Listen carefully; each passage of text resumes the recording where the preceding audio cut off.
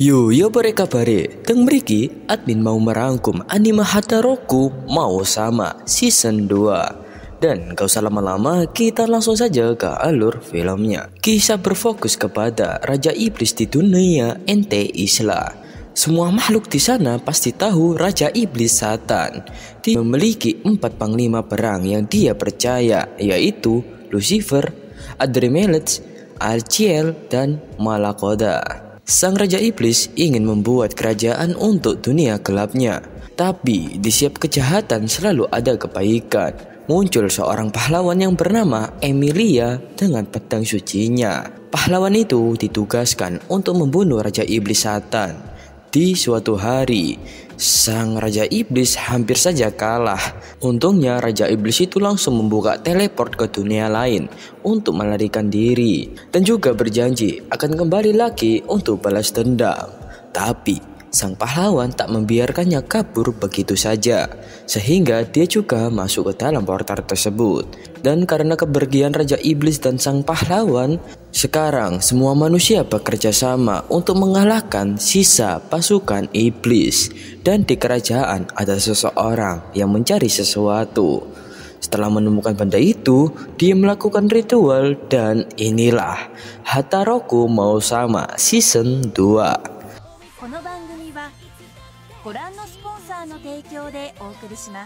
Seperti yang ada di season 1 yang mungkin admin rangkum.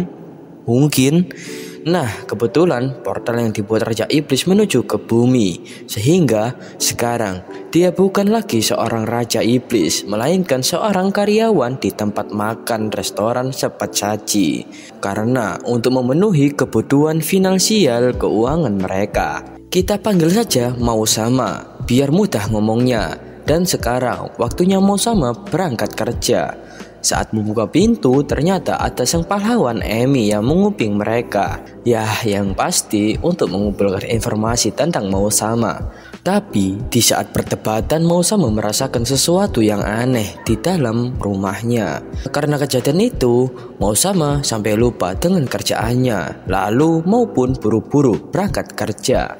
Oh ya, perkenalkan Lucifer, si beban mereka. Suka menghabisin duit mereka, udah gak kerja, menjadi net pula. Di season kemarin sepedanya dihancurkan oleh Sujuno. Tapi Sujuno bertanggung jawab dan membelikannya sepeda baru. Dan perkenalkan pemimpin malaikat dari dunia surgawi, yaitu Sariel. Dia jatuh cinta kepada manajer pesaingnya atau bosnya mau sama. Kembali ke rumah, Asia mengajarkan Lucifer pekerjaan-pekerjaan rumah.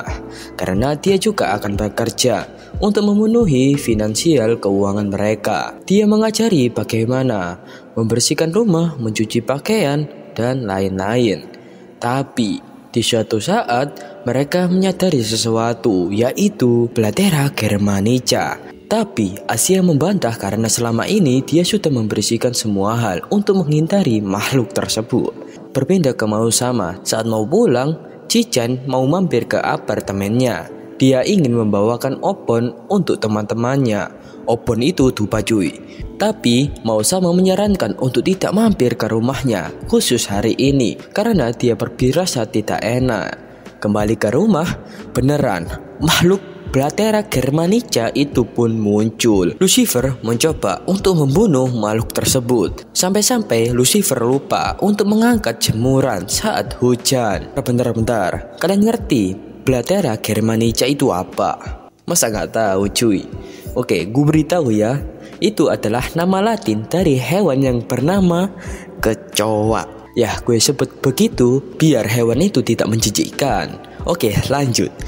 Kejadian itu berpapasan dengan mau sama saat sampai di apartemen. Tiba-tiba kecoa itu terbang menuju arah mau sama. Ya, tahu sendirilah kecoa kalau terbang itu gimana. Tapi masalah itu selesai dengan palu Suzuno. Nah, setelah kejadian itu, mereka membakar dupa di depan rumah.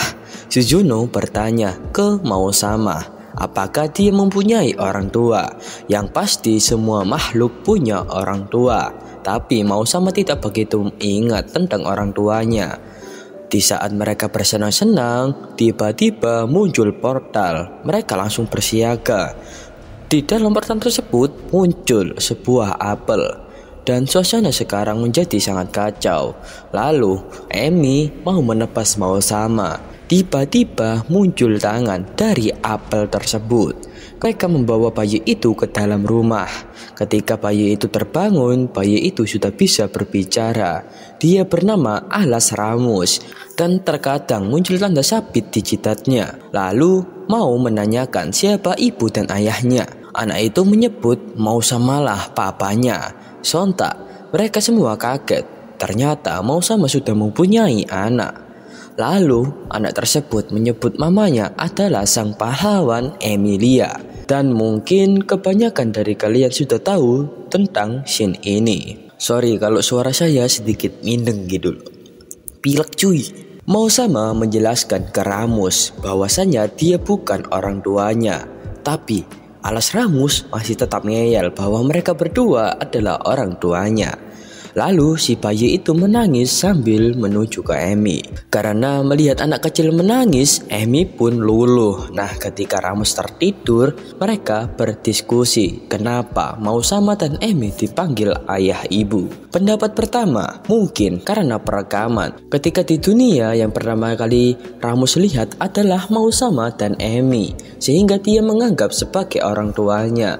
Tapi kenapa anak kecil itu tahu kalau Mausama adalah Raja Iblis Satan?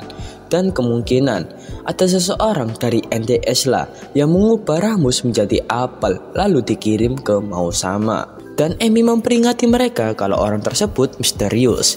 Kita tidak tahu dia teman atau lawan. Awalnya mereka mengira seri manusia di NTS lah, yang artinya sayap cabang. Atau kata lain, dia punya orang tua yang menanamnya di NTS lah. Dan masalah kembali lagi ke siapa yang mau merawat Ramus. Amy tidak mau karena dia harus bekerja. Dan jika tinggal bersama Mausama, finansial mereka akan menjadi susah. Ditambah lagi di sini cuma ada 3 lelaki, lingkungan yang sangat tidak cocok untuk merawat bayi. Setelah tidak ada yang mau maupun berpikir dan memutuskan untuk merawat bayi tersebut, Sujuno datang membawakan makanan. Musnah kau parasit beban. Kemudian Sujuno bercerita tentang tangisan Ramus tadi malam. Saking kerasnya dia tidak bisa tertidur. Dan tiba-tiba Ramus bangun mencari papanya dan penderitaan dengan kerjaannya, sehingga temannya pun bertanya kenapa dia tidak fokus. Kemudian Amy curhat kalau dia sedang memikirkan seorang anak. Sontak temannya pun kaget menganggap kalau itu anak Amy dan Mausama. Kita kembali lagi Popo. Kemudian Cican mengenalkan dirinya. Kembali ke kantor, Amy menjelaskan apa yang terjadi baru-baru ini. Dia menceritakan Ramus yang tiba-tiba datang dan memanggilnya seorang ibu.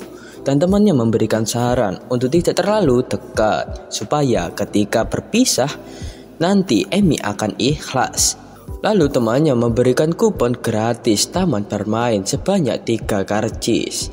Kembali ke sontak, Mausama pun kaget. Awalnya Cican ingin mengajak Ramus jalan-jalan, tapi Ramus selalu bilang papa, papa. Sehingga Cican pun membawanya kemari.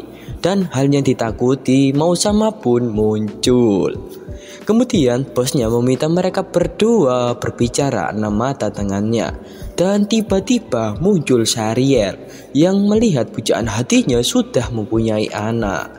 Singkat cerita, inti dari pembicaraan itu adalah bosnya menceramahinya tentang kehidupan masyarakat yang tidak mungkin berpikir positif. Sehingga dia meminta Mausama untuk berhati-hati. Dan bosnya juga memberikan waktu cuti untuk bersenang-senang bersama anaknya tersebut.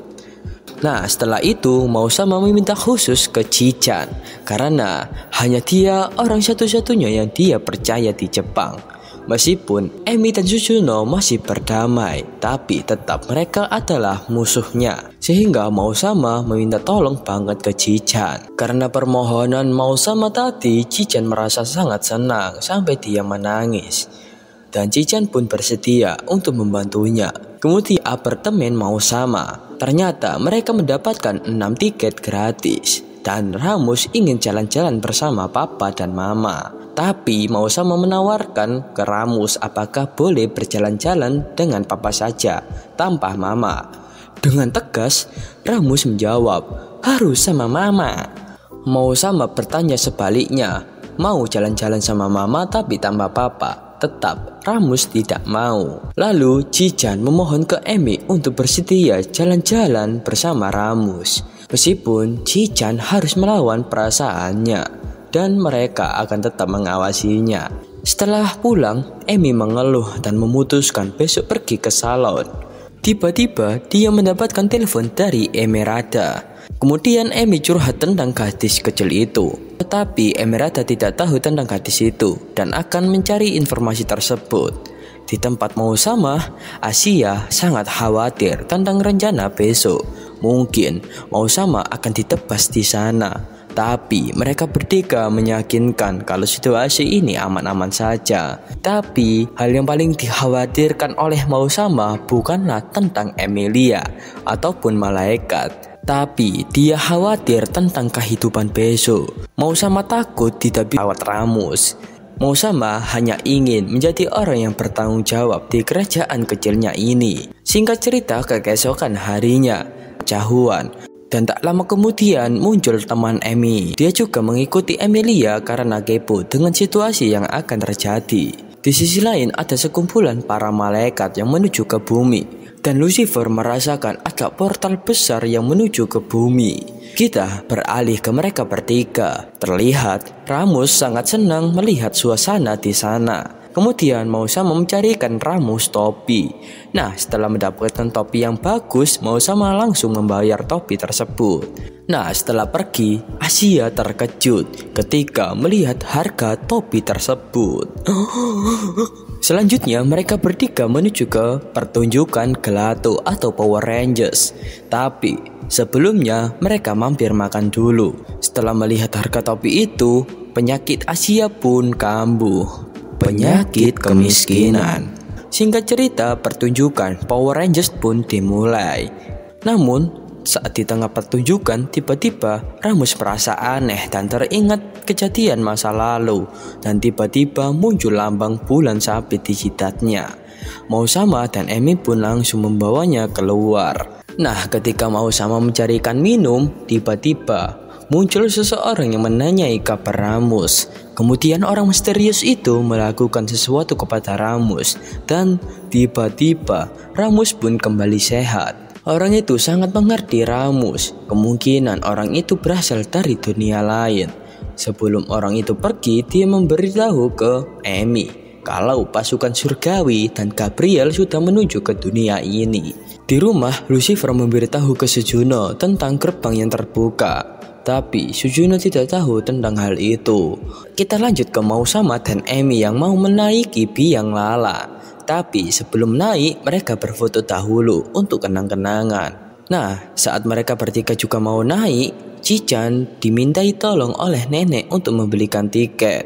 Karena nenek itu tidak tahu bagaimana cara membelinya, sehingga Jijan tertinggal antrian. Dan saat di atas, Suzuki merasakan sesuatu yang aneh kepada dirinya. Di sisi lain, Emi memaksa Mau Sama bercerita kenapa dia mau merawat Ramus. Dengan terpaksa, Mau Sama pun bercerita. Dulu, sebelum dia menjadi Raja Iblis, dia hanya seorang goblin yang hidup di dunia iblis yang sangat keras. Di sana, bunuh-membunuh adalah hal wajar. Dan hanya karena satu iblis yang otaknya kecil tapi ototnya besar, klan Mau Sama pun musnah. Tertinggal dia saja. Dan ingatan terakhir tentang orang tuanya adalah mereka jatuh dan bermandikan darah. Tapi saat Mau Sama sekarat, tiba-tiba ada sosok malaikat yang menyelamatkannya. Malaikat itu terkejut karena pertama kali melihat seorang iblis yang menangis. Tapi alasan Mau Sama menangis bukan karena sedih, melainkan hanya frustasi. Karena dia tidak bisa melindungi klan atau keluarganya. Dan terungkap pelopor invasi Raja Iblis ke NT Isla adalah para malaikat. Dan tanda bulan sabit di dahi Ramus itu adalah simbol yang diberikan malaikat itu sebelum dia menghilang. Malaikat itu berpesan jika ingin mengetahui tentang dunia ini, maka tanamlah benih ini dan besarkan dia.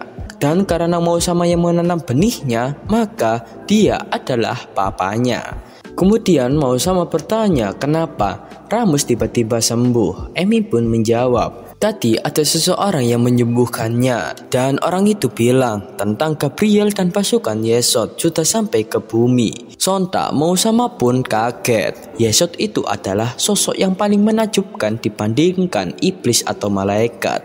Mungkin alas Ramus ini adalah reinkarnasi dari Yesod. Dan beneran pasukan malaikat itu pun sudah sampai di depan apartemen mereka. Kita kembali ke mereka berdua. Emi mengambil foto sebelum naik biang lala sebagai kenang-kenangan. Dan tiba-tiba mereka mendapatkan telepon secara bersamaan. Disusul Suzuki yang sedang jatuh cinta ke Asia. Nah, setelah sampai di apartemen, ternyata Suzuno dan Lucifer sudah dikepung oleh pasukan malaikat. Perkenalkan pemimpin mereka, Gabriel. Gabriel memaksa mereka untuk memberikan Ramus kepadanya. Dengan bijaksana, Mausama bertanya dulu ke Ramus. Ramus tidak mau ikut dengan om-om tersebut, sehingga Mausama pun harus melawannya, meskipun dengan tubuh manusia saat ini. Nah, sebelum Gabriel melanjutkan serangan, tiba-tiba Jichan datang dan memohon untuk tidak mengambil Ramus. Karena Jichan memohon sambil menangis, Gabriel pun tidak sudi sebagai malaikat. Dia tidak mau menjadi sosok orang jahat. Dan dia pun memberikan waktu kepada mereka dan berjanji besok pagi-pagi akan kembali lagi. Dan di rumah, sekali lagi Mausama bertanya ke Ramus apakah dia mau kembali bersama om-om itu. Dengan tegas Ramus menjawab tidak, dan diputuskan Mausama akan berperang besar-besaran sebab ini adalah tugas orang dewasa. Lalu Mausama menyuruh Emi untuk menginap di sini malam ini saja. Dan bersambung cuy. Aslinya mau lanjut sih, tapi deadline-nya kalian kan pasti menunggu gitu loh, 1 minggu sekali ya kan. Dan ini gue nyoba, ini 3 episode kan, biasanya kan 2 gitu. Ini 3 episode yang gue satuin. Aslinya mau 5 langsung gitu. Tapi aduh, waktunya tidak nutut. Sumpah cuy, beberapa hari ini sibuk cuy. Sibuk sekolah mengerjakan tugas. Tidak PKL, tapi tugas menumpuk.